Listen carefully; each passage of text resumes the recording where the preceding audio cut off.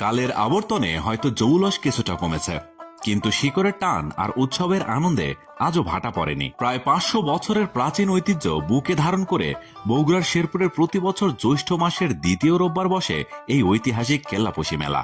স্থানীয়দের কাছে যার আরেক নাম জামাই বরণ মেলা। মেলার ইতিহাসের পাতা উল্টালে ফিরে যেতে হয় 1556 খ্রিস্টাব্দে। কথিত আছে বৈরাগনগরের বাদশাহ সেকেন্দারের পুত্র গাজী মিয়া এবং পালিত পুত্র কালু মিয়া সন্ন্যাসীর বেশে ঘুরতে ঘুরতে আসেন ব্রাহ্মণনগরে।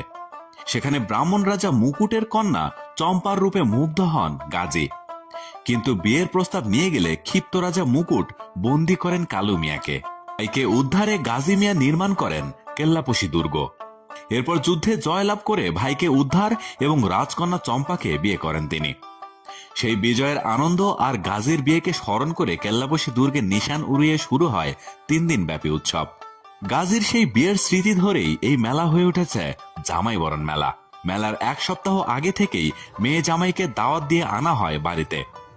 শ্বশুর বাড়ির দেওয়া সালামের টাকা আর নিজের জমানো টাকায় মেলা থেকে খাসি, মহিষের মাংস, বড় মাছ আর মাটির পাতিল ভর্তি রসগোল্লা কিনে আনেন জামাই বাবুরা। শ্যালক শ্যালিকা আর স্ত্রীকে নিয়ে মেলায় ঘোরা যেন তাদের অলিখিত নিয়ম। মেলা প্রাঙ্গণে সেজে ওঠে নাগরদোলা, সার্কাস, জাদুর আসর আর পুতুল নাচের মতো নানা আয়োজনে। তবে এই মেলার অন্যতম বড় আকর্ষণ হলো বিলুপ্তপ্রায় মাদার খেলা ও লাঠি খেলা। জানা যায় প্রাচীনকালে জটাধারী কিছু নারী সন্ন্যাসী মানুষের রোগ মুক্তির জন্য প্রার্থনা করতেন, যাদের বলা হতো মাদার। সেই বিশ্বাস আর লোকজ সংস্কৃতি থেকেই উৎপত্তি এই মাদার খেলার। সারাদিনের হই হুল্লোড় আর আনন্দ শেষে সন্ধ্যায় হাতে ছাতা আর বাচ্চাদের জন্য কাঠের খেলনা নিয়ে বাড়ির পথ ধরেন দর্শনার্থীরা।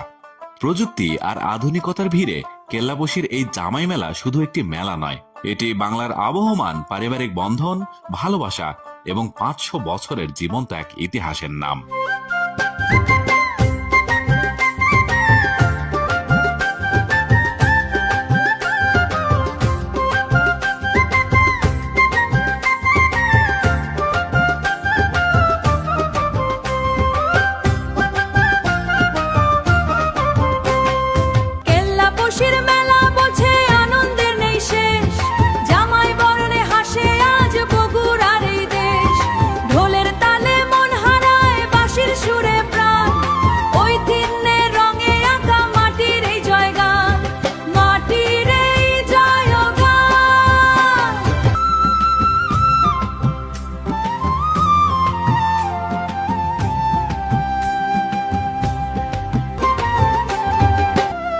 জীবন্ত ইতিহাস হয়ে রবে এই জামাই বরণ।